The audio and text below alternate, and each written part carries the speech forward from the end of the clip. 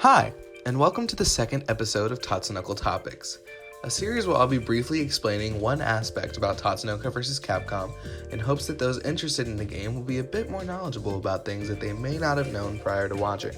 This week, our topic is Unblockables. With all your newfound knowledge on Baroque, I think it's nice to segue into another aspect of the game that relies on it. Now, Baroque Unblockables, or just Unblockables, is an exploitation of the game's Baroque mechanic and how it freezes the screen, and yeah, I'm not going to go too terribly far into all of that. All you need to know is that it works, and this is how you can start doing them.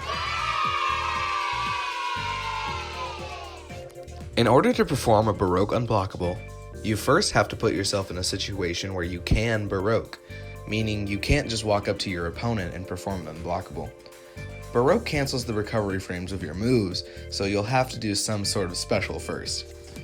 Your opponent has to be holding back to block, but not actually blocking anything.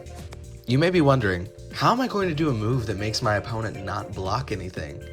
Well, there are a few moves that very clearly do this.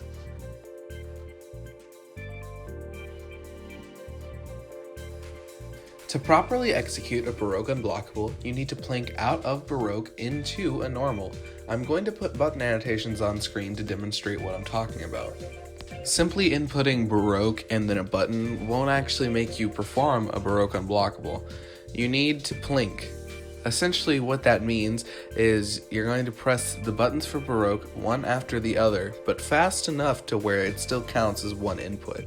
This is really confusing, but I swear you'll get the hang of it. Essentially think of it as you press heavy, then partner, and then light. Extremely fast one after the other. Like this. To make sure you're plinking correctly, I recommend you set the training dummy to always block.